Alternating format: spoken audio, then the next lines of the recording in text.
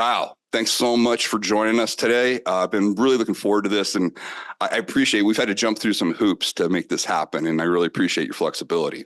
I had to be flexible. We had to be flexible for you coming on mine, so I got to return the favor, going on yours. No problem at all, brother. Hey, a lot of people are familiar with your background, and you're pretty well known in the industry. But can you walk people through? I found it really interesting about your upbringing, and originally it looked like football was a main focus early on. And can you talk about pre-UFC and then how you transitioned from football into MMA and what that journey was like, and when you started training both and all that good stuff just early on? Yeah, absolutely. So I mean, I didn't grow up in a physically violent house, but it was definitely lots of fighting between the parents. And I got into football when I was 8 years old, and it was the perfect outlet. It was the way I could blow off steam. I didn't do well in school, but football kept me, I had to stay eligible. So it was the thing that kept me going academically. And I loved it. Back then it was a different sport. They've changed it, thankfully. But I remember being at 8 years old, we had an old calisthenics coach from the Marines that was in his 50s. And he'd say, grab grass. And we'd get on all fours, literally grab grass in our hands and go face mask to face mask. Don't spear, you'll hurt your neck, and put your face mask on them, straighten each other. We do drills like that daily to get warmed up. And I loved every second of that. It was really my passion. Anything that I did in high school was to further football. So wrestling was to be better at football. Shot put was to be better at football. Weightlifting was to be better at football. And it was really a lifelong goal for me to play in the NFL. And I really thought I had a shot. Junior college, had ups and downs, but I walked on at Arizona State because I wanted to play, at a proper school. And I was, I'd always dreamed of playing for the Pac-10, as it was then just 10 schools. And walked on, ended up making travel squad. I was a hard hat winner, which is, I think one of 3 people got the hard hat winner, which was hardest working guy over the summer, basically from junior to senior year. And I learned a lot there. I had my strength coach there, Coach House, only guy to win Strength Coach of the Year in NCAA Division I and in the NFL. So, he's since gone on to work in the NFL, and that did so much for me athletically, but not a lot of that transfers, into fighting. But really, the big changes started to take place was I had so much, shit that I hadn't really dealt with as a kid. And then being at Arizona State, #1 party school in the nation, 3 years running, I had all the bad drugs, it was like free coke, free ecstasy, free whatever. I had a naturopathic doctor who ended up going to jail, prescribed me anything I wanted. So I had Xanax, I had Valium, I had Vicodin. And what's funny is everything I know now about health and wellness, I was doing the exact opposite of that, staying up till 5 a.m., using pills to crash. And because of a lot of the undealt with stuff and complications in relationship and a bunch of shit, I knew I didn't want to finish college. And when football ended for me my senior year, I sat the bench. I realized I wasn't going to go pro. And that was the hardest pill I could ever swallow, because I knew I didn't want my degree. I knew I didn't want a desk job, to be stuck in a cubicle somewhere. I know I didn't want what my parents had, which was extreme highs and lows, being on 100% commissions. We'd be rich one month and poor the next. And I recognize the stress that caused on them as well.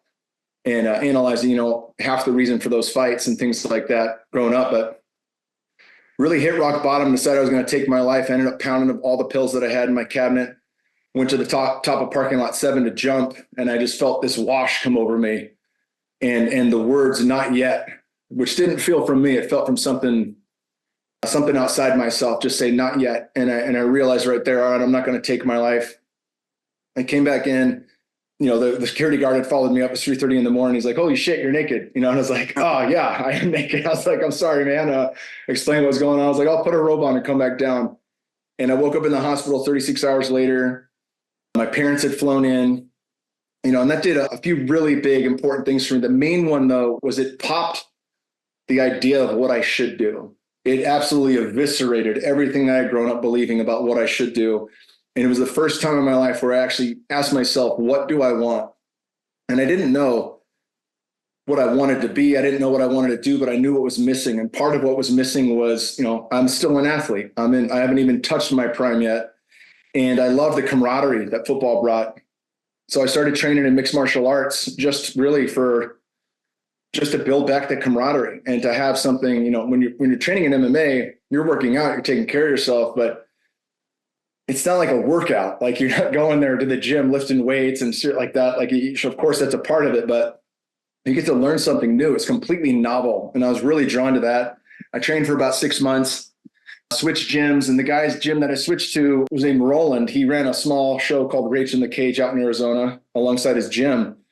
And he said, hey, you're tall, you're handsome, you're athletic.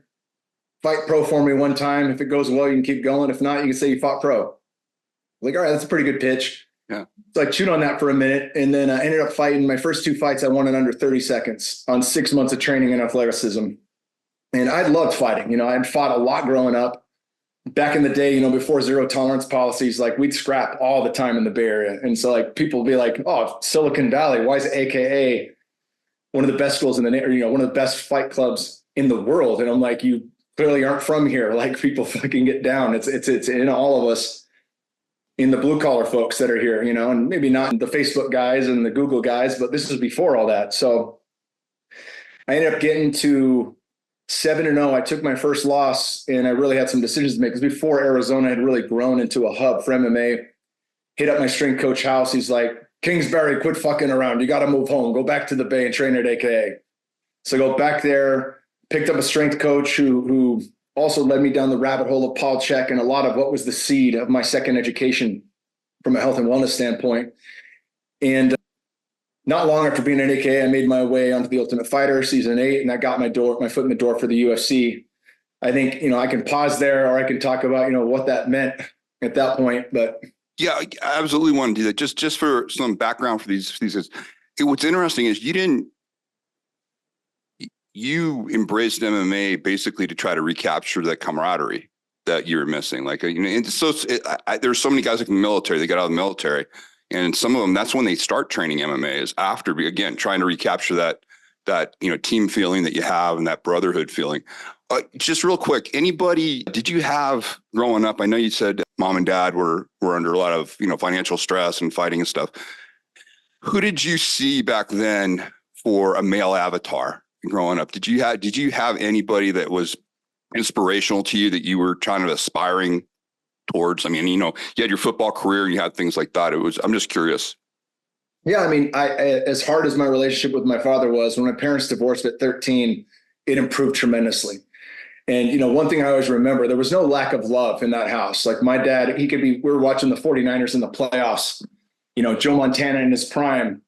And I'm like, Dad, I want you to throw me the football. And he'd turn the fucking TV off without hesitation and go outside and he'd play 3 flies up with us for hours and miss the rest of the game. Like he never said no. I could always get on the floor and wrestle him. If he was stretching or something, I'd run and grab onto him and we'd start wrestling. And that was a real positive, in all of that. He's got 2 brothers. My uncles were great guys. I ended up going fishing and hunting with later on, guys that I really cared about and also saw as people from his same background that ended up doing things a little differently. And of course, the relationship with your uncles is always different than the relationship with dad. But right. Yeah, I don't think that I found many great male figures. I certainly didn't in school. My head coach in football in school was a real piece of shit. He's like, you're going to sit the bench in junior college and never go Division I. He was saying shit like that my whole senior year. I was the best player on the team by far. He's saying this to me, it's just like, dude, like just not great. But I mean, some people learn well from that. I really like the players coach, the positive guys. And I think House was that for me at ASU. The thing that Coach House did for me, and I love crediting him for him for this, is that every glass ceiling that I thought I had, he would push me past it so far that I'd crash through the next and be like, whoa, I can run this faster. Whoa, I can jump this higher. Now I can bench 405. Like I never thought in a million years I'd put 4 wheels on each side and bench it off my chest. And the shit he was doing too was grueling. Like it was my first chance at really like finding grit. When we walked on, he was just trying to make people quit. It was like mini buds, it was only a day, but we had to go the length of the field, bear crawls. We had to go the length of the field. So 100 meters walking lunges in gear, 100 meters backward lunges, 100 meters 45-degree lunges. That was before we ran our 40 for time. So, I mean, my legs could not have been more pumped. I had battery acid. I think I ran an 8-second 40, like just the slowest fucking thing on earth. Everything felt like slow motion, but I still had good footwork. I was able to do things that impressed him enough that he wanted to bring me on. And again, you know, like I was already a junior when I got there. So going junior to senior year, I spent all the time I could with him in the weight room. He had an assistant named Marco Iyama who went on to the pros as well. Just great guys, really great guys. And I took that with me into fighting. I realized like wherever I'm at this stage, there's no limiting belief on how far I can take this. You know, like there's no limiting belief on how fast I can get, how powerful I can get. And that was the real first seed, you know, from a mental standpoint on like how grit can work, how hard work can change things, you know. And I had seen this too. I saw guys, you know, and I've talked to House since. He's a buddy where, you know, he's working with guys in the NFL. It's a completely different thing. You know, he's like, you know, you got young men in college football that want to listen to everything you say. You get people in the pros, and they're few and far between that are actually willing to listen and do it because they've made it to the pro. They think they know what they're fucking doing. You know, in many ways, he taught me how to be coached. He made me coachable. And he also really instilled that hard work will make changes beyond talent. And we saw that, you know, guys were super talented in Division I. They go pro, they last a couple of years. It was the guys that busted their ass and ended up having long careers, you know, that kept with that grittiness. Yeah, I think getting into fighting, you know, Cain Velasquez was there. He was a wrestler at ASU when I was playing football. He went on to become a UFC champ. Daniel Cormier came in, Luke Rockhold. These are my teammates. Habib Nurmagomedov, some of the greatest fighters of all time. We were all in there together. When I was the Ultimate Fighter, I got to train with, you know, Rodrigo Nogueira, Big Nog, Anderson Silva came in, Lyoto Machida, literally the best in the world. And I remember when Arlovsky would come in and stay with us for a month, and I'd spar with him. And so there was no shortage of being with the very best. And I could always hang with those guys in the gym. Fight night was a different thing. You know, I didn't quite master the mental, emotional standpoints of that, but fighting really did two main things for me that shaped my life right now. Number one, because I wasn't good enough to just go in and fuck off in between practices, you know, like Cormier was an Olympic level wrestler. He'd go home, he's eating Popeye's chicken, he's playing NBA 2K literally the whole time in between practices. I just kept reading. You know, I was reading about Dr. Kelly Starrett for mobility. I was getting into Wim Hof and cold therapy. I was anything that gave me a slightest edge from a nutrition standpoint or recovery standpoint. I was really looking at that stuff. And that's really where the birth of my optimization started to come in and far beyond biohacks. But the truth of it is, if it works just a little bit, you notice a lot of that in fighting because it's such a grueling test.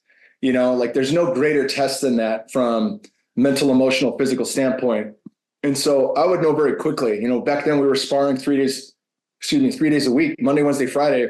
And it was an absolute battle. Like it was full on. We had big gloves and headgear, but it was at the intensity of an actual fight 3 days a week. So I always had these opportunities to see what was working and what didn't. And that really is, you know, I learned more. I had to learn more, and I learned more in my fighting career than I had ever before in college or anything else. And that, you know, again, that was optimization that transferred, you know, when I retired. How do I heal my brain? How do I fix TBI? How do I work on things like that, from fasting to plant medicines to ketosis? And then, you know, understanding how do I stretch, you know, this prime longer. I retired when I was 32 because I had teammates that were 3 years older and were really, I could see the effects of getting hit. Some guys, you know, you talk to old timers. I do it too, but you know, somebody will forget where they were in the conversation. I do it on podcasts still. Like, oh, hey, what was I just talking about? And they'll refresh me. I had a teammate that was 3 years older than me that would forget anything was happening. He'd forget we were in conversation and he would go fucking blank.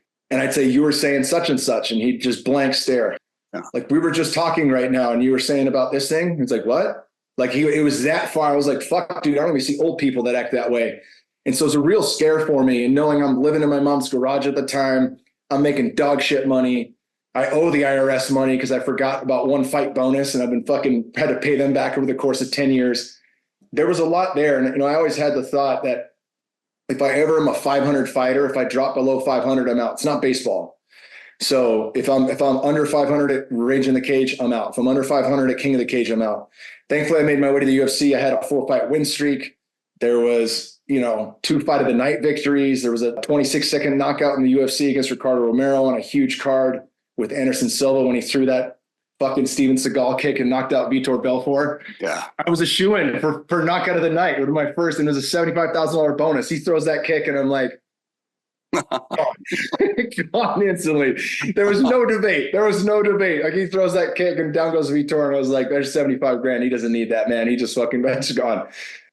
All along the way through the UFC, I had, this second piece to it is I had a boxing coach who was a mestizo, Native American, Aztec, and Mexican guy. And he was a cut man. He became a cut man for the UFC. A lot of people see him in the old fights.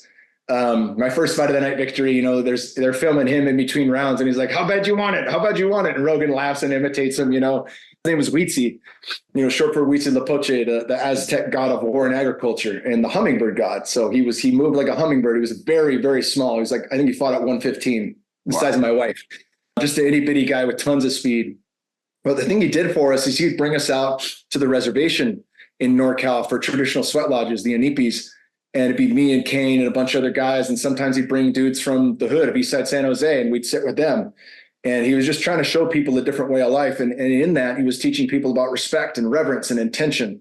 And we do that, at least before and after every fight. At the beginning of a fight camp, we do that to set the tone for the camp, to pray. And we do that at the end to kind of wash clean and heal from the injuries and refresh ourselves. And we do that for each other. If Kane had a fight, I'd go to the sweat with him. After a couple of years of that, I asked him about plant medicines and he burst out laughing and he's like, I've just been waiting for you to ask, man. And so we started working with psilocybin and eventually we started working with ayahuasca. And so, when it came time to retire from fighting, I had these medicines available and I had, the greatest level of care and guidance from those. So I was very fortunate to have that fall into my lap. When football ended, all hell broke loose. Like, who the fuck am I? What am I going to do? All the shit that's buried underneath it, I'd never looked at's there. And all the wrong drugs on earth. My neurochemistry couldn't have been farther from optimal. And then fighting really taught me so much about how to take care of myself because it was mandatory that I took care of myself. I had a reason to. In every fight camp, I was perfect. No TV. I'm doing breath work, all the optimization stuff. I'm reading books. I'm meditating for the first time, doing all this to get my mind right. After the fight camp was still a different story. I'd party hard with the boys, party with Chuck Liddell. I'd earned it at that point. And, when I was getting ready to retire, I had this final fight where that fourth loss in a row put me under 500. So I retired that night against Pat Cummins, knew I was never going to fight again. And I'm only 32, so I went and sat with ayahuasca at the reservation. I learned so much from that experience that it allowed me to track what I was going to track. It didn't show me what I was going to do when I grew up. It didn't show me anything, what I truly wanted to do. It just said, follow your desire. And I kept getting that over and over again. So while I was working at a strip club in the UFC twice a week, I continued that job twice a week. And, for the first 5 hours, it's dead slow. And I'd just be in there reading a book for 5 hours, gathering all this information. It was just showing me that, like, keep following whatever it is you're drawn towards. It didn't show me how it would pan out, but I listened to that. And then a year later, after retiring, we had my son Bear. Shortly after that, I went on Joe Rogan's podcast. He's like, start a podcast. That took me a while to say yes to, but a year later I'd started that. And then a year later, had a series of synchronicities that led me to Onnit and Aubrey Marcus and where I'm at today. Man, there's so much I want to stay focused on where we're going, but I think, with my crowd, a lot of them are starting to understand. They know that I've had some experiences with plant medicine. They know that I've worked a lot with vet friends of mine who've had severe PTSD and had tremendous benefits, using plant medicine. The fact that it was introduced to you, I didn't realize it was introduced to you during your fight game. You ran into the right person. I mean, isn't it weird? It's just, when I look back on life, the right people come in at the right time. It's just, if you're ready for it, and it sounds like this boxing coach or the cut coach was the right time, really, for fighting, but actually for a much bigger thing in your life, which came out. Can you explain, first of all, what was your experience like with the UFC? How do you view that organization as far as it seems like they're making a much bigger attempt to help out with health of the fighters and stuff? I know a lot of the older fighters. I know a lot of the guys are just punch drunk, and it's really sad to see, not just the UFC athletes. I've seen it with boxers. I've seen it with wrestlers, but there seems to be much more an awareness of that now. What do you think, because fighting forced you to be so optimal on your health and nutrition because you needed that edge? Do you think that was just an easy transition for you to make from your partying lifestyle? Yeah, if you know what I mean. Yeah, exactly. Well, the thing was, I I lived in complete polarity, where like 8 weeks before a fight, I was perfect. Nothing but organic food. It was my wife that pointed it out. She's like, this doesn't add up. She's like, I'm down to drink with you and have fun, but like, why are you eating Burger King? Why are you fucking just, why throw it all away, and throw caution to the wind as soon as the fight's over? That doesn't make sense. And with how much we know about health and wellness, why do that? And I think she was speaking to, I don't know, there was pain in me that I never drank because I was in pain. I drank to celebrate. I drank to party, but There was some shit in there. Like there was some pain in there. There was some fear in there. That journey with ayahuasca after I retired allowed me to live in both spaces. So I would live in fight camp and felt like a fucking Zen master, body's perfect clarity of mind. And then it would take me into the after party and it would start fun. And then all of a sudden I'm throwing up and I'm purging all this out. And it did that for 8 hours. I mean, I was tapping out like, hey, I get it. Thanks for the message. I won't do it again. Thank you. I get it. Just tapping nonstop. Didn't matter. I had to live in those spaces enough to really decide for myself at that point in 2014 that I don't need a fight in 8 weeks for me to treat myself well. Right. And so, fighting had that polarity. Post-fighting is actually where I first time actually started taking care of myself on a regular basis.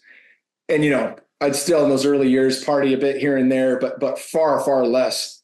And, now I don't even drink anymore. I might have like a glass of Dry Farm wine or something on Christmas Day or something if there's people in town, but it's not, there's too many good plants that are far better for that leave me feeling great the next day.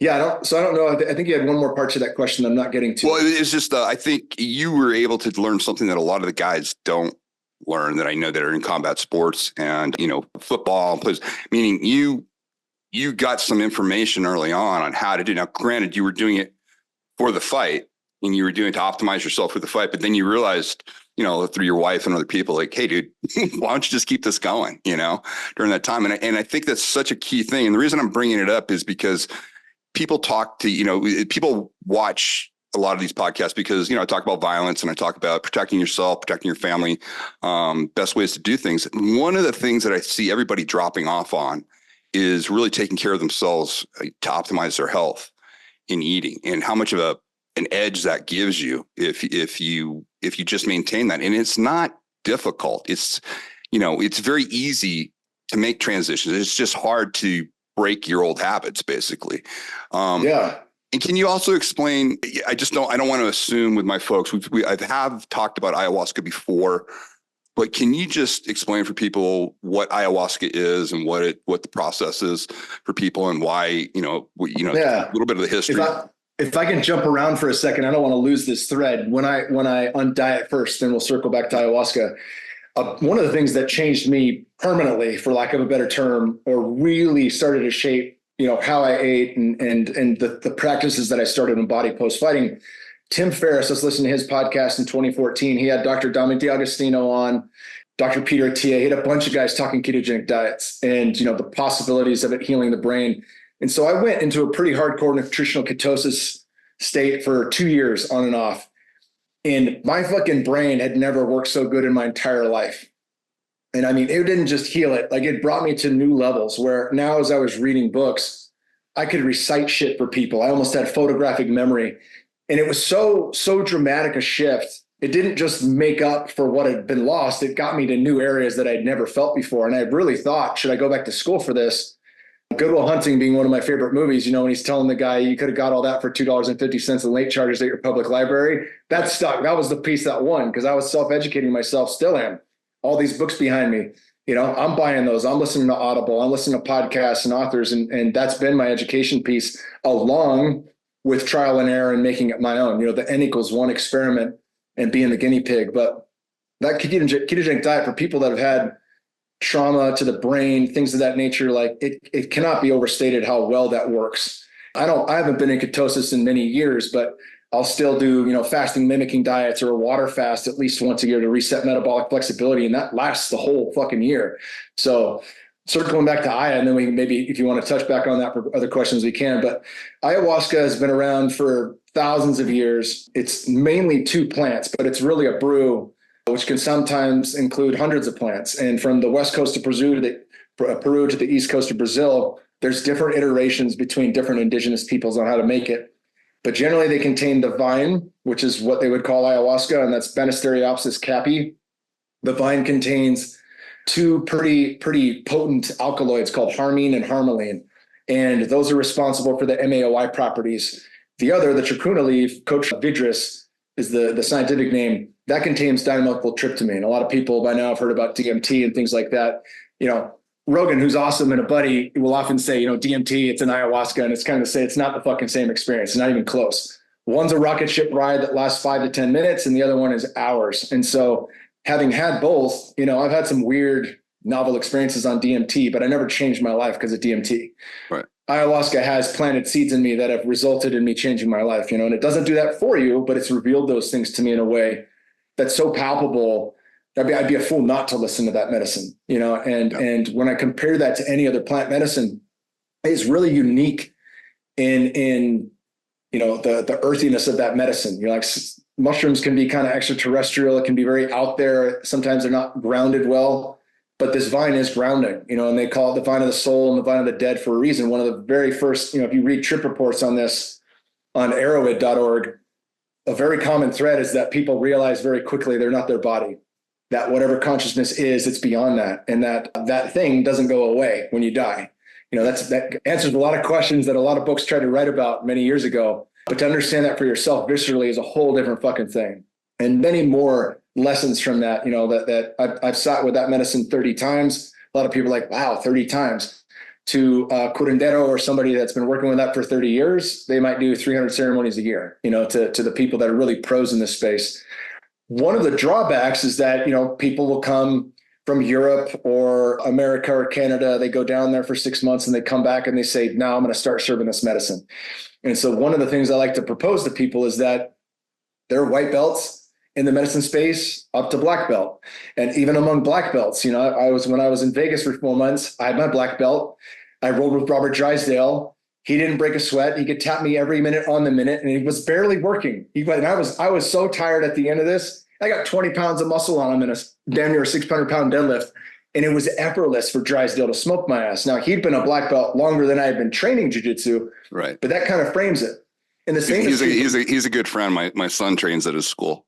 That's the best place, dude. He's awesome. I love him dearly. He's a great mad respect for him. Yeah. He was a coach on Mir's team. That was against our team on Ultimate Fighter, but just a great guy. I got tons of respect for him, and also a checkmate background like me. You know, it shows that even amongst black belts, there's a hierarchy, there's a difference in skill set. And so, you know, one of my buddies, Dr. Dan Engel, who is a licensed psychiatrist, you know, spent 18 months in the Amazon and has probably cumulatively spent years down there working with different medicines. He's been to Gabon to work with the Boga, with the Bwiti tribe. Fantastic human that understands this stuff inside and out. He also wrote the Concussion Repair Manual, which is a phenomenal book for CTE and TBI. And he said, when you're doing psychic surgery, which that altered state is, you want someone with a steady hand, right? You don't want a purple belt guiding you when you go into psychic surgery. And so I think that's if there is a pitfall amongst these things, it's, you know, your set and setting. How is your mindset going into it? But, you know, really, what is the setting? What is the container? Is it safe? Is the person providing this capable of providing a safe, you know, environment? And if those boxes are checked, you know, it can be, you know, one of the most transformative things you could ever experience. And that said, there's a lot of places, even popular places in Costa Rica, you know, that have 50 to 75 people sitting at the same time. It's just too many people, you know, and you can tell, it's a financial incentive for that. I don't care how many guides you have. It's too many people to unlock at once. And I've traveled through, I've done this in Panama, Costa Rica, Peru, even in Colombia. You know, one of my favorite places to go to is a place called Soltara. It's in Costa Rica, and Dennis McKenna's on the board. Gabor Mate's on the board. They fly ship people shaman in from Peru, and they really hold that space incredibly well. The couple that I've worked with they're in their 50s. They've been serving for 30 plus years. You know, like they came from a lineage that was serving that their entire lives, you know, and then at a certain time said, okay, I'm going to work with this now. I think that's important to have. Like, if I'm going to sit with something like that, I want that to be their life, you know, like that's your life. If I'm training jiu-jitsu, I don't want it to be like, I'm a black belt, but jiu-jitsu is not the thing that I'm doing every day. But the person I go train with, I want that to be their life. Right. I want that to be the thing that they do inside and out. Gun training, same thing. Like, who I go with, like, I want them to be master level and practicing currently with that. So I have been very fortunate to have had those experiences. And I think it's important to point out because a lot of people can hear otherwise, and the otherwise is true. It can go bad, Yeah. You're so right. I mean, I was fortunate enough that when, I didn't do plant medicine until I was almost 50. I'm really glad I didn't do anything. Just basically because I had to keep clearances and stuff like that. I was really ignorant to the benefits of psilocybin, of, plant medicine at all. And yeah, I'm really glad to see the research that's coming out. I'm really glad to see, the money that's being put into this, and that especially in the veteran community, that it's really being more and more accepted. But what you said is so true. I mean, the problem with it is there's so many amateurs that are out there with it, and it can be dangerous. It's not something you want to, you want somebody who really understands what's going on, that can really guide you through it. And for people thinking like this is some woo-woo thing, it's not. It's just like, if you're going to go get a surgeon, you want the best surgeon you can get, if they're going to work on your body or anything. So same thing. If you're going to sit there and you're going to experiment with plant medicine, trying to heal past traumas or, deal with issues, you want somebody who's been doing it for quite some time. And there's no surprises. I remember when I was in Colombia, we had a situation, it was our third night, and the most mild-mannered person that was in the group, there's only 3 of us, he just had a horrible, reaction. He was very resistant to plant medicine anyways, and he fought it all the way. And the guy ended up having superhuman strength. It was amazing to watch. 6 guys were down there, but the Taita, the practitioners that were there, it didn't faze them at all. They were there. They guided this guy through. It was a really interesting thing to see, meaning if it had been an amateur, if it had been somebody that hadn't experienced anything like that, they would have completely lost control of that situation. The reason I bring this up, Kyle, is because it's unfortunately been thrown in this area, especially with, older generations that are in right now, probably anybody 40 plus, grew up with the anti-drug, mantras that came all the way. And really, it's just done a huge disservice to this type of medication.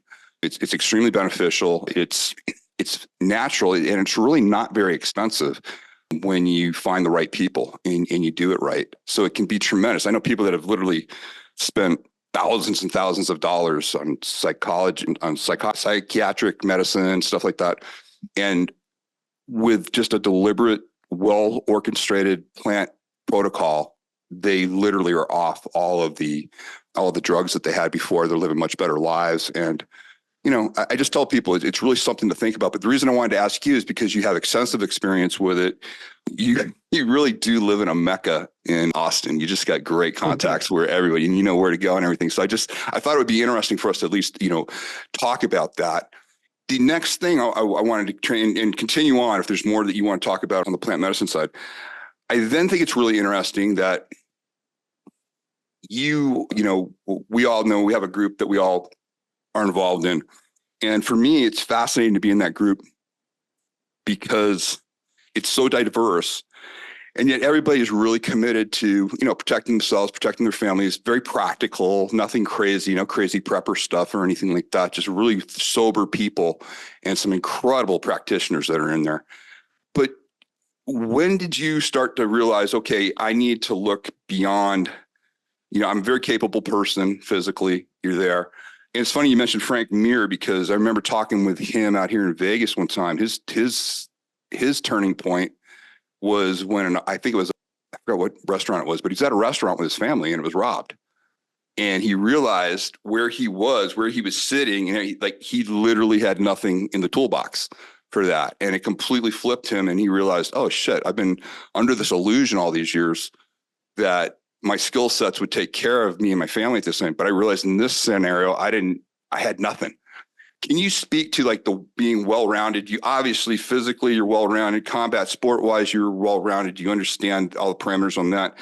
What was the impetus to realize that, hey, potential crime or violence against my family, I have to seek out additional training for that. And I have to really think about things very differently. Yeah, great question. And I'm so happy you brought up Frank because, Frank and I, we didn't get along during the Ultimate Fighter. It was impressive how much I could get under his skin. And so we butted heads. I ended up, going to an autograph thing at the California State Fair.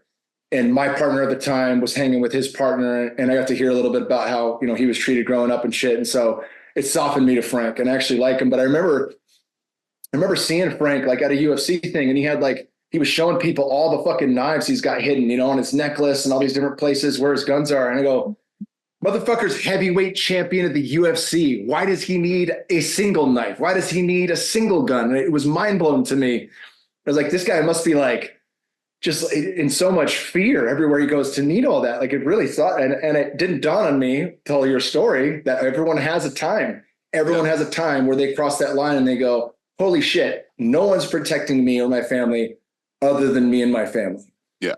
That's a hard pill to swallow. But for me, it was 2020. We had just moved into our house in Austin, first home we've owned. And it was a new build from Lennar in a little suburb just outside of Austin, like 15 minutes from downtown, 5 minutes from the airport. Nice area.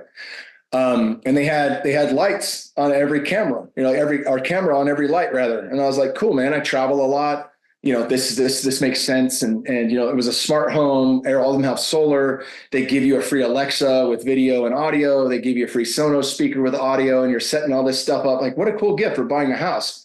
All these microphones are now in my house. All these cameras are now in my house. And I saw David Icke on London Real, and he was talking about smart grid cities and how everything's being recorded and watched and all this shit. Somebody had come by, I think it was an appraiser, and took a photo of my house while I was gone. But my wife saw them, this black unmarked car, taking photos of our house, and I'm gone. And so I go to the builder and I say, who's got the fucking video? You guys have all these camera here. Who got the video? And he had no idea. And that's when I realized no one's voted for these things yet. Go down the rabbit hole a little ways. We have 3 to 4 times more cameras in the US than they do in China. And, Ike's been right about a lot of things, even though he's been wrong about a few things. And as he compares, China and social credit scores and things like that to how they run that there, and you get to see it, and then you watch different documentaries, all this stuff started to become available to me. And I was like, damn, dude, like we're in that system right now. I bought into it, and it has nothing to do with protection. It has everything to do with surveillance.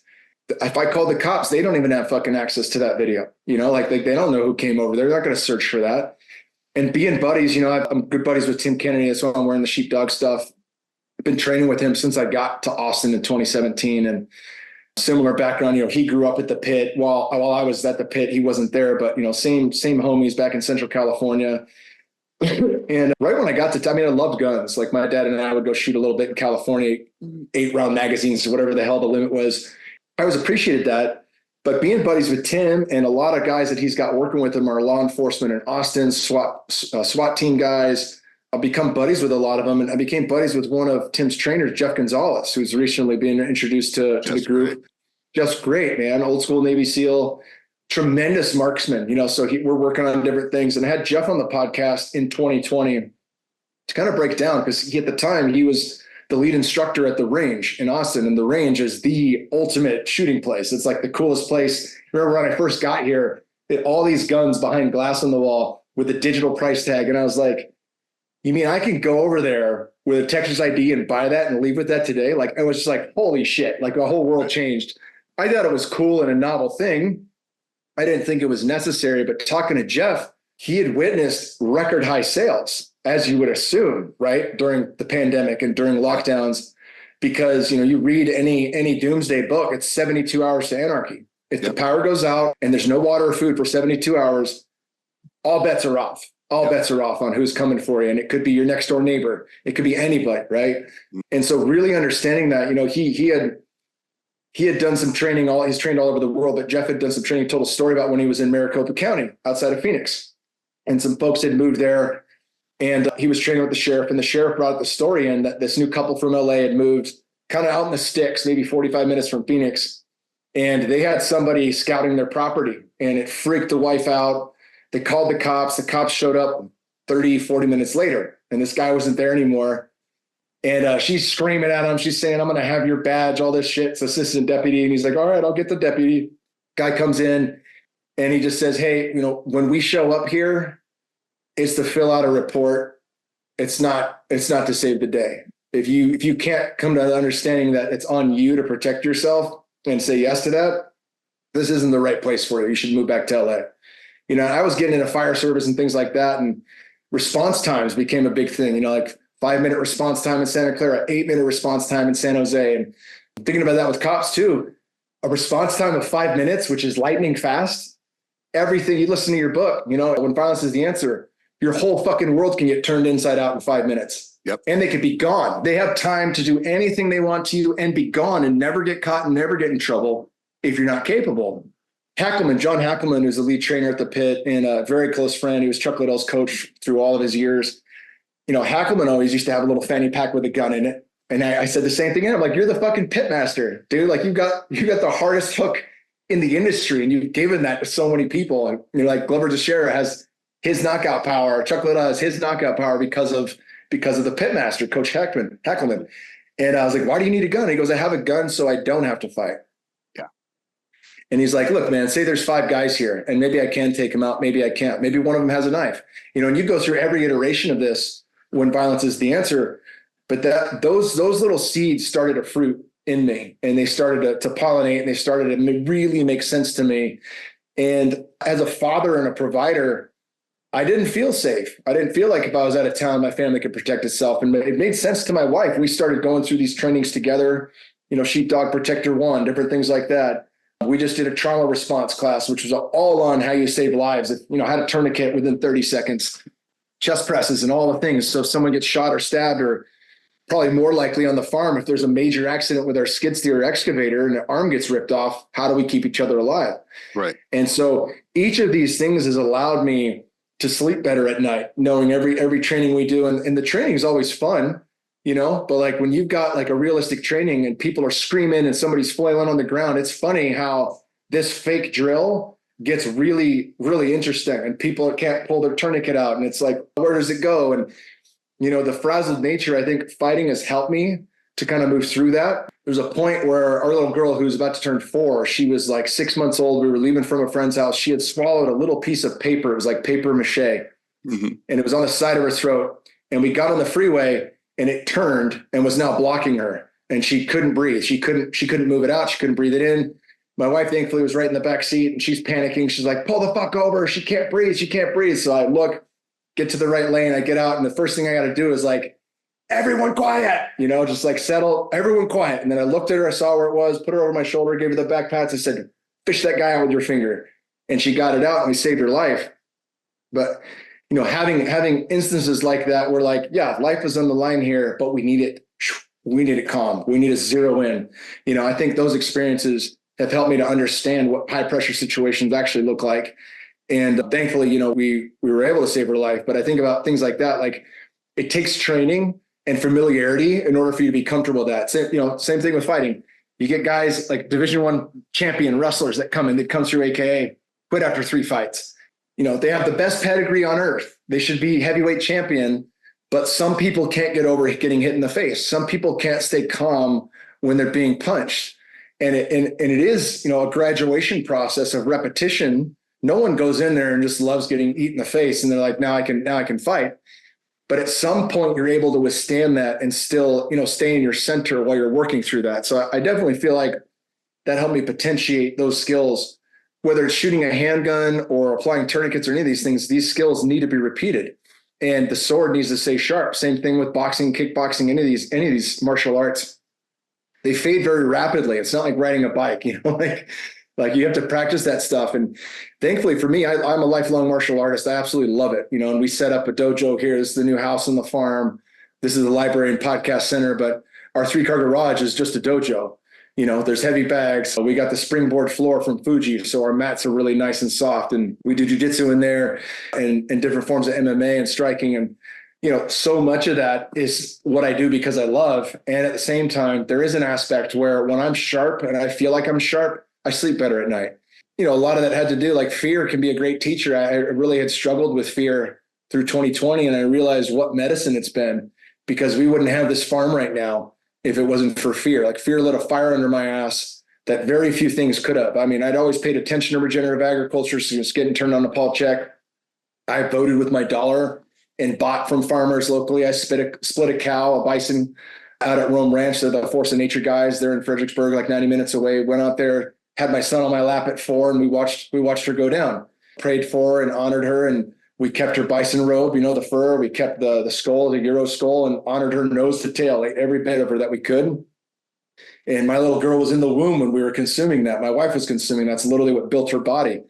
So there's special moments in life where I think of that stuff, but having a connection to my food via the necessity was always there, but wanting to do this for ourselves and like realizing it's a 90-minute drive to Fredericksburg if shit goes down. I'd rather have it right here if we can. We've been fortunate enough to be able to afford that and to produce more than we consume, which is it's really a big deal now. You don't have to, not everyone's going to become a farmer and things like that, but know your farmers, know where your food's coming from.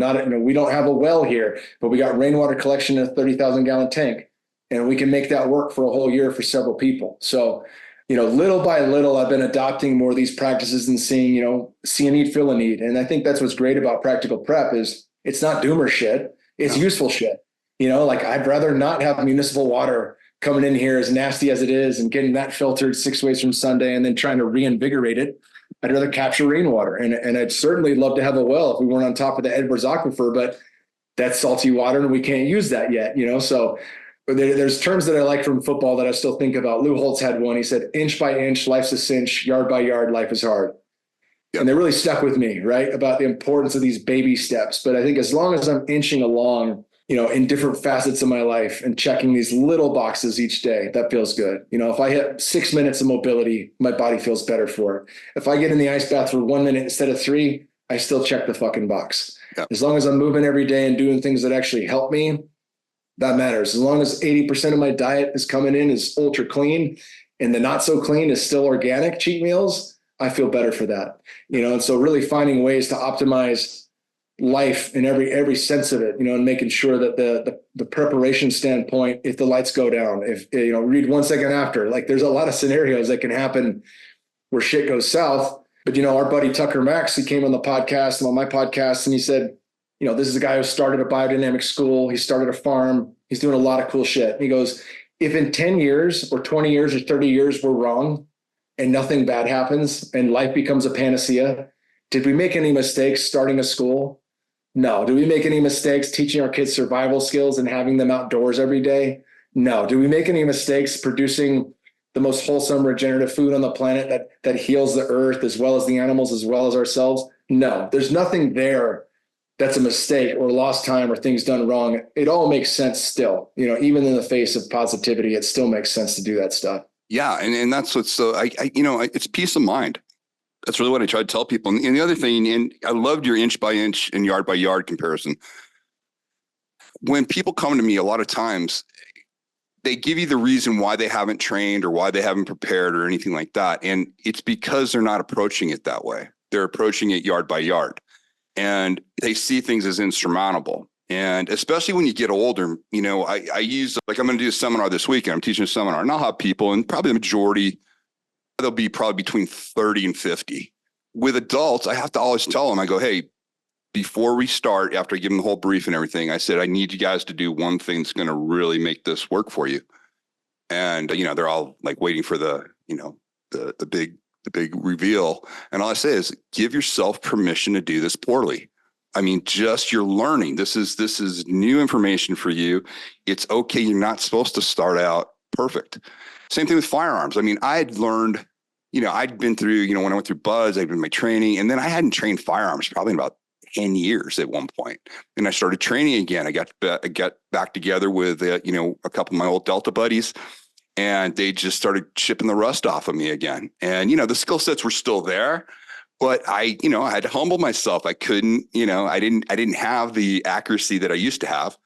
I was still okay, but they, within 6 months, I was really back up to acceptable level. I'm certainly not, I'm not somebody that would ever train anybody in firearms. I could, but there's too many great people. Like you said, there's too many true black belts out there in that world that I would send people to.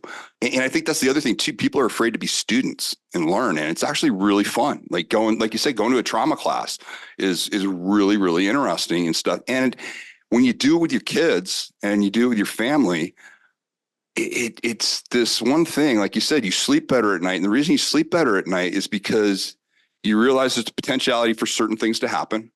And maybe it's a low potentiality, but you've already thought about it. You've got some training and you have a plan.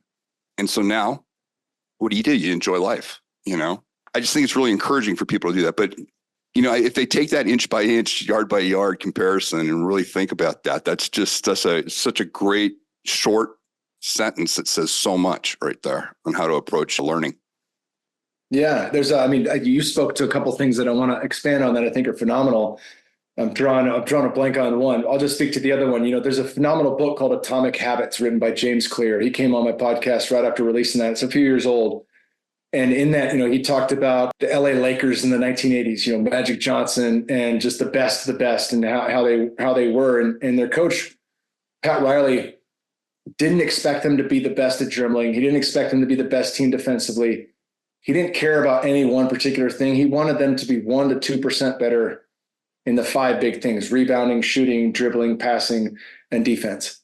And they just had to improve that tiny little bit in each arena. And that meant Magic Johnson had to continue improving his passing. Even though he's probably 100 out of 100 there, he's got to get his inch every time they practice. I think when we make these things into smaller chunks, they become believable. I had a year-long practice last year because I had torn my knee again from a lack of mobility practice. I got torn just doing jiu-jitsu with one of my buddies, one of Tim's buddies too. And it wasn't anything funky. It was just a regular half guard pass and my knee crunched and popped, and then I'm out for 8 months.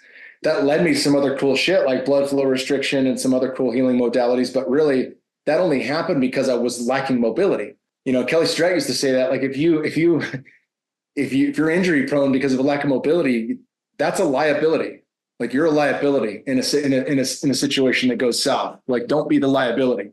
And so finding where that is, the thing I ought to do, that I'm already doing the shit I love, right? It's not hard for me to go shoot it or shooting burn that we put in. It's like, I enjoy the shit out of that. It's not hard for me to lift weights. I need to lift weights. Personally, I feel much better mentally, emotionally when I lift once or twice a week, or even more than that. But the thing I ought to do was, now I need to balance that strength with mobility. I don't have time to do an hour-long yoga practice. My wife's a yoga teacher training. Like, she could put me through an hour, 90 minutes easy. Right. And I just don't have time for that. What do we have time to do? Let me see here. I can do my whole body in 16 minutes. So I said yes to that, and I was doing that 7 days a week. 3 months goes by, I start to miss a couple of days. I'm like, how do I shrink this if I'm really in a pinch for time? And so I dropped that down, and it ended up being 6 minutes a day. But I check that box more days than not. And even if I only get that 300 times a year, my body is different because I'm doing that 300 days a year. Right. And so it's just the littlest things can have profound benefit. Tim has always Kennedy's talking about, the Titanic would have missed the iceberg with a 2-degree shift if they had done it early enough. Yeah. Right. So you make that 2-degree shift now, it's kind of hard to tell where you're going to be. It's hard to see it, but because it's such a small incremental thing, but it has tremendous benefit when you start to stack this long-term year after year.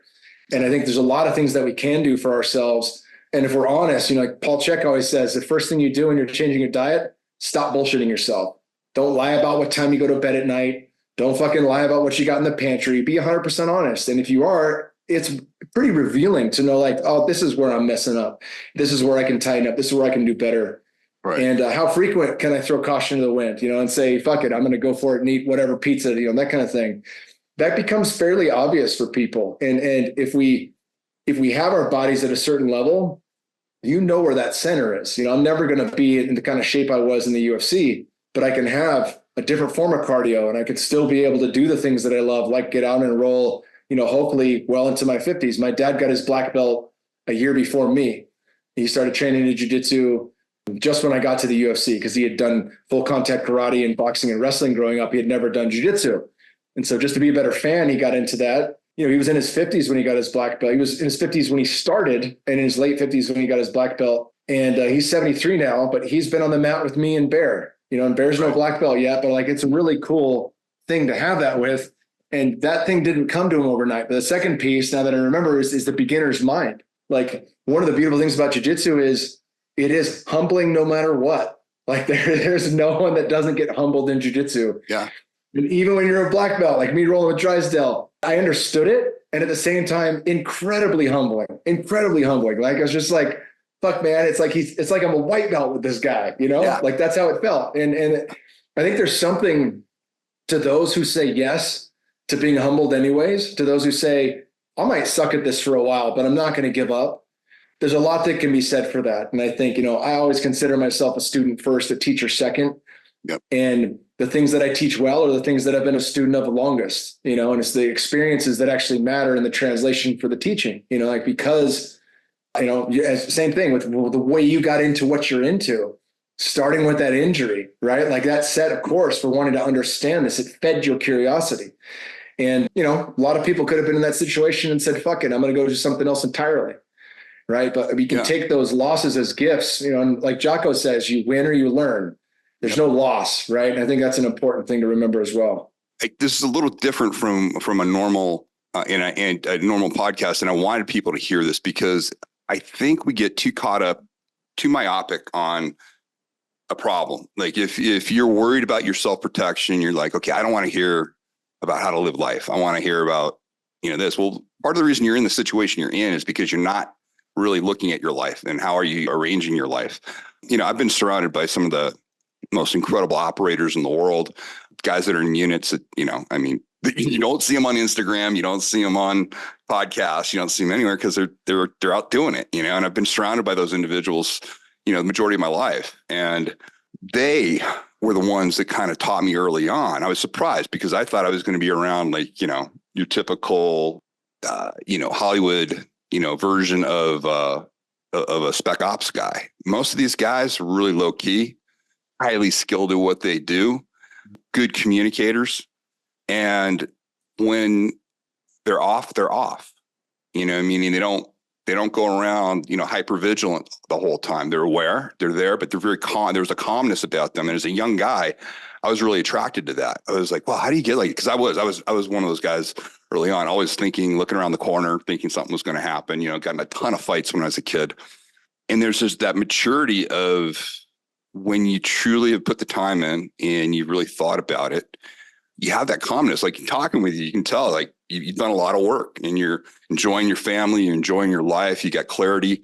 And I don't want to get tangential, but those books that are in the background, I have told my kids that is going to be your secret superpower because nobody reads anymore. And there's just something about reading a book, especially if it's a physical book, the learning experience from that differs so much. And, so I tell people like, even though like they do physical training with me, there are books that I will recommend that will make them better by reading those books. And they, well, how's that going to make me better? I'm not doing anything physically. No, you need to really understand the process. And this individual did a really good job of laying this out. And, you should look at that. And it's so funny that during your fight times, that was a big thing that you were physically reading and doing things because it's just a lost art. Yeah. I had a lady named Hannah Frankman on the podcast recently who was homeschooled, and she's big into alternative education and things like that, and really how to shape what are the best ways in which we shape future generations, knowing how fucked public school is and by design, you could say nefariously so. But she was fantastic. And what we're now I'm just doing it myself. You're just talking about, refresh me here. We're talking about reading, talking about reading is the superpower, right? Yeah. So one of the things she asked me, that story where my strength coach, was talking to me about and turned me on to Paul Chek, it came up at the point when I quit college. I said, I'm never going to read a book again in my life. I was done with books. I was done with reading. If I can't get into a documentary, fuck it. It's not worth it. I'm not going to waste my time. That's where I was at. And my strength coach asked me if I'd read a book. And I said, fuck off. I'm not reading a book. He knew I had some type of intolerance because I was farting like crazy. And I'm just like, dude, we're two dudes in a gym. Guys fart is protein powder. Big deal. He's like, no, something's wrong. He goes, would you watch a video? I was like, yeah, I'll watch a video. And so Paul Chek had this video on VHS, Flatten Your Abs Forever. And I was like, fuck yeah, man, I want to get shredded. Let's do it. And I watched the video, and it has very little to do with abs. It had everything to do with the soil health, eating organic, food intolerances, elimination diets, and all this shit. And so he got me hook, line, and sinker. And I practiced that. Then I said, I want to read his book, How to Eat, Move, Be Healthy. And so Paul is a great friend of mine and a mentor, but I credit him for planting that seed because, as I talked about, if it works a little bit, you recognize it very quickly in MMA with a test that big. And understanding that, I can change how I recover by going to bed earlier. I can change how I recover by eating a bit cleaner and finding out which diet's right for me, because we're all different. We all come from different backgrounds. And how do by answering these questionnaires, I can actually find that out, in that book. That changed everything. And I literally told him, fuck off. I'm not reading this book. I'm never going to read again. I watched the video. I read that book, and that literally planted the seed for every book that I've read since then. Yep. So I got mad credit for him when it comes to that. But I think, having guys like Dr. Thomas Cowan on, who's been, he talked about Ivan Illich's book, Deschooling Society, and the importance of waiting for a kid to have genuine desire. I say kid, it could be a 30-year-old kid. It could be a 20-year-old kid. It could be a 5-year-old. Yeah. Once they have the genuine desire, they'll finish that book, no problem. And they'll actually practice it. They'll adopt it. They'll see how it fits into their life, and they'll take what works and leave what doesn't. It's when it's forced that becomes an issue, because most of that shit doesn't land. Mostly they'll recognize, I don't need this for anything I'm particularly cared about in life. Why am I filling my brain with all this shit to remember? It just doesn't matter. But if we can wait for them to actually have desire, they can catch that thread that continues to burn at them the rest of their life. And that's exactly what happened to me. College dropout, senior year, and I catch that fire in fighting. And, every book behind me is because of that. Yeah. And it's crazy. Like even, I remember somebody challenged me a while back. They go, what could you possibly read that made a difference in anything that you've been teaching us? And so I actually had the graphics. I go, well, one of the first books where I really understood how to strike somebody and how to really get the most out of it was Jack Dempsey's Championship Boxing. And it's an old book. And I remember I got it in the Navy library, and I opened it up, and they had a graphic in there, and it showed like a guy, like a stocky kind of trucker guy walking down the street. It was just a line drawn, and there was a baby that was falling. And the baby was you could see the baby was going to impact on the trucker. And he had written, he said, well, he goes to explain it. He goes, even a 10-pound baby dropped from 2 stories, hitting a 210-pound trucker in the head. And he talked about the force, but that visualization caught me. And then he showed how, dropping your weight, and he used a sled. He used the idea of a sled going down a hill. And then when it hits a straightaway, how dropping your weight, does all that. I was hooked. I was like, that visual made so much sense to me. I then understood why it's important to actually train correctly and learn how to use your body. But I never would have got there. My boxing coach at the time or anything, he was great, but he didn't reach me that way. Whereas this made so much sense. And here I was like, I'll be 12 years old when I read that. I try to tell people all the time, I said, there's just something about the process of reading. If you're truly, whatever spark you've got for inspiration. And then if you then go to that subject, they're guaranteed there's been somebody who's really thought about it and can probably help you along the way. And again, it then does what, I'm looking right there. You got the whole library behind you, because that all you need to do is start with something you're interested in, and then you'll just spider out, you'll do all sorts of stuff. I don't want to take up too much of your time, but can you share with us, what was your experience? Like, how did you get into Onnit? I always thought that was a really interesting company. You guys were really the first to really get out there and promote a lot of very positive things. Really, I would say in the social media age, Onnit was something that just kept coming on. I'm tangentially, like I know John Wolf and some of the other guys that had been there and had back and forth with them. I was supposed to go. We couldn't coordinate. One time I was going to come out to Onnit, the place to do a little presentation. But just great people, man. I mean, everybody I've had contact with there over the years has just been it's been a really interesting company. It's not your typical, I hate to even call it a supplement company, because it was really more than that. You guys obviously were very concerned about the follow-up, and you guys taught a lot of things that had no benefit to the company, meaning you guys weren't making any money off of it. You're just putting out good information. What was your experience with them, and how did it evolve? I had heard about them through the Rogan podcast, and I was consuming a ton of podcasts, right up until when I retired and after. While I was working with a ketogenic diet, I was self-experimenting with quite a few different nootropics, anything that would boost it, and the thing that I kept coming across, and I don't work for these guys anymore. I'm not trying to sell their products, right. But Alpha Brain seemed to be the one that worked best for me day in and day out, and with the least side effects. And there was never a come down getting off it. And so I'd wait for the line drive at Sprouts, where they do it 25% off everything that company makes. Right. And I'd stock up twice a year on 6 months worth of their shit. Loved them as a company, always geeked out on supplements. I think it was, a lot happened in 2017. We were living in my mom's garage. I had started the podcast that were going on Rogan's. And I had one sponsor who had heard me on Rogan's and said, yo, we want to be your only sponsor. What do you need to have us as a solo sponsor? I said, 90 grand a year. They said, cool. They started paying me that. Since then, I've never had a $90,000 a year sponsor, but that's what I got to start with. And, my son was 1.5 at the time. And I was like, I don't know how long this is going to last, but we have to move. I can't raise this kid in the garage. So we moved to Vegas, where my wife is from. Natasha's from there. Her family's there. I was like, we'll have much cheaper cost of living than the Bay Area. We'll have friends and family. We're still a 5-hour drive to LA to do podcasts, and I can hit some of these online. It's before a lot of the, COVID at least opened up the door for many digital interviews, but I could still drive back. We're driving distance. We're still on the West Coast. And so we did that. I talked to Dan Hardy, who used to fight in the UFC, British guy, big mohawk. Yeah. He would Dan Hardy had the best intro. He would fucking get with Bruce Buffer right in his face and go crazy. He was one of my favorite dudes. Dan actually sat with me in my first sitting with ayahuasca, him and his partner at the time, Lacey. And so, I was right next to these guys. He's the only other fighter there. Like, I leaned on him heavily through that experience. I had mad love and appreciation for Dan.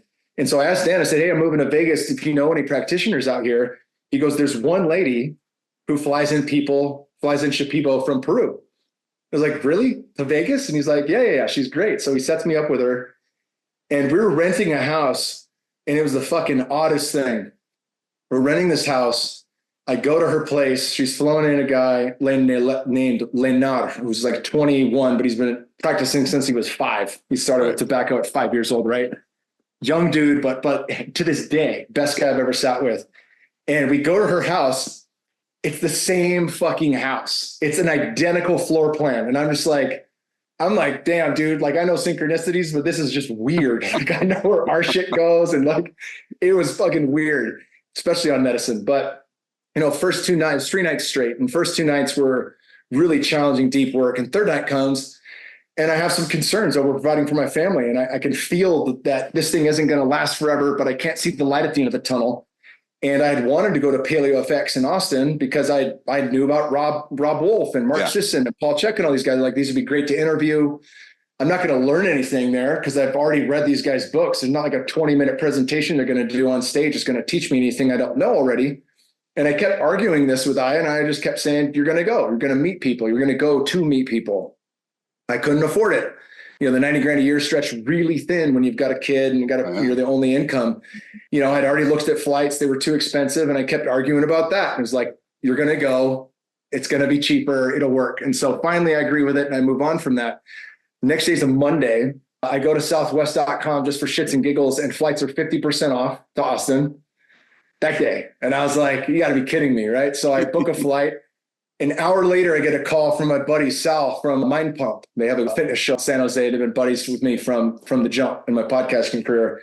And they're like, dude, you're going to come with us to Paleo FX. You can be dude on the couch. We've got the rental car. We've got the Airbnb. Just get your flight. And I was like, I just bought the flight. This is fucking rad, right? Like, literally just everything started lining up.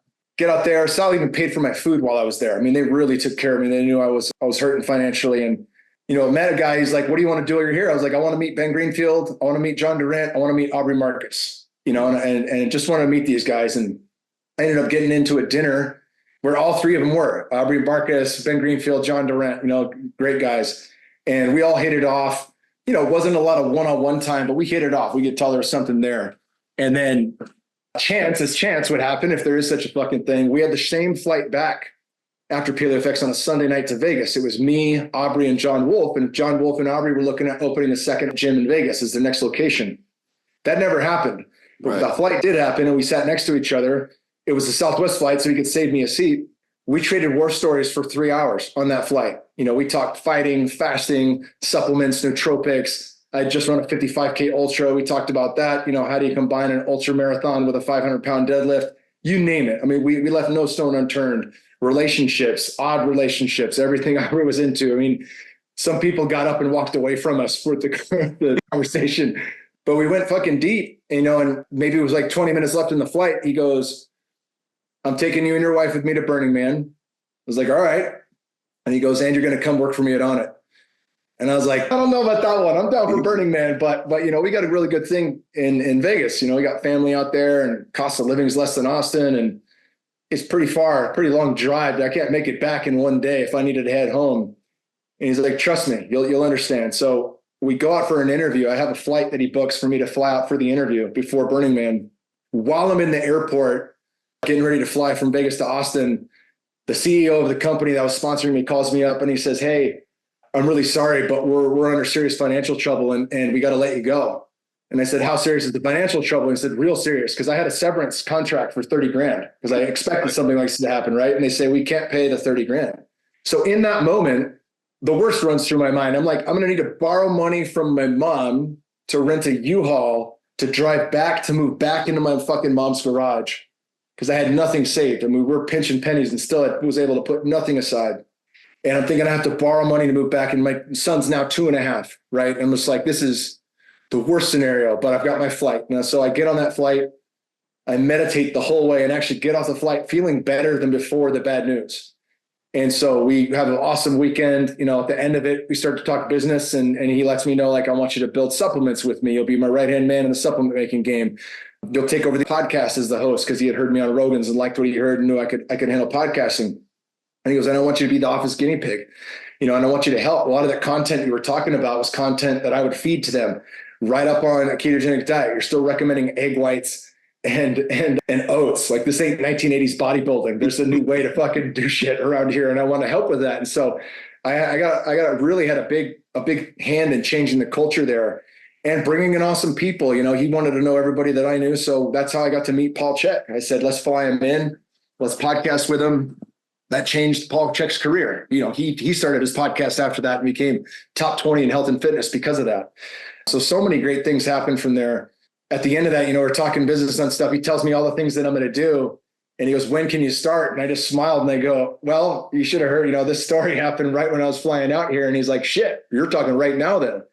And so while we were at Burning Man, all of our stuff was on a moving truck from Vegas to Austin. So we moved twice that year in 2017. It was pretty challenging, you know, mentally, emotionally for the family, but ultimately the right decision. At some point while we're working on it, we knew we weren't going to make supplements for the rest of our lives. You know, he said, hey, I want to start this thing. He had a vision about starting a thing called Fit for Service, where he would give people the best of him and the best of several coaches to really help people move the bar and change their lives. And so he called that Fit for Service. He brought me in as one of the full-time coaches.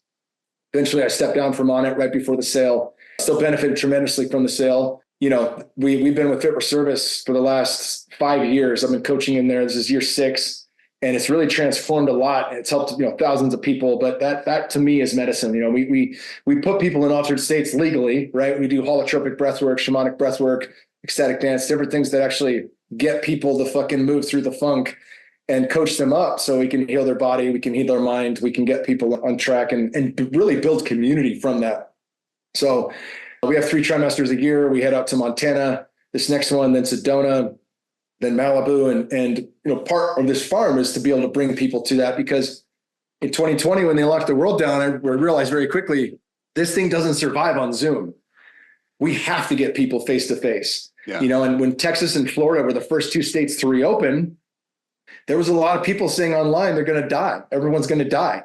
And I remember the UFC went to Florida first and then went to Houston next. 20,000 people. These are drunk people. These are fight fans spitting and hollering in each other's face.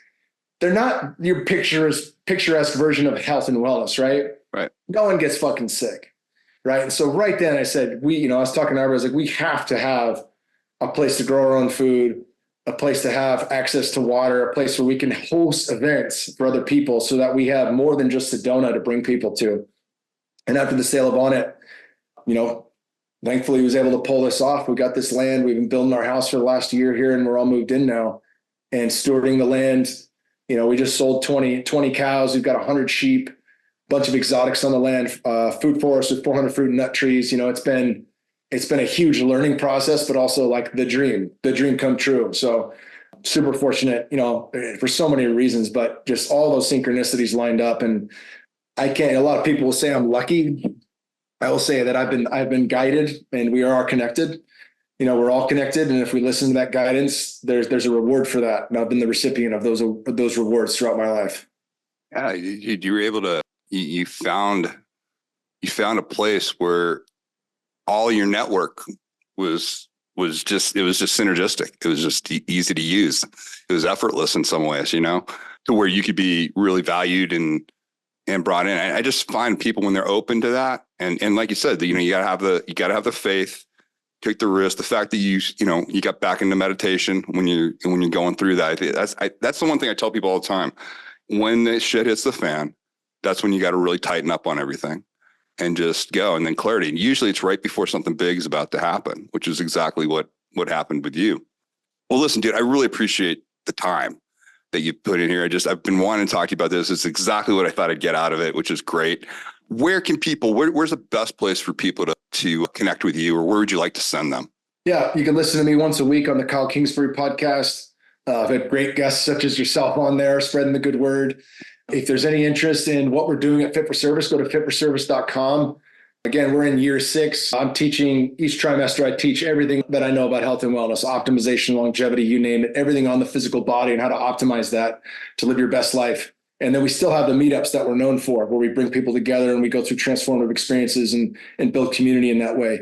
That's fitforservice.com. And then what we started here on this farm is a regenerative farm, practicing, everything that we can that's of use, permaculture gardens, things like that. And so we run a lot of education from here. That is the gardeners of Eden.earth. So gardeners of Eden.earth. If you want to come out here and volunteer, you want to learn from us or see what we're doing, we'd love to have you out. Just sign up as a volunteer. And also you'll be the first to know when we have our next events coming up to teach people everything that we've learned in the last 3 years here.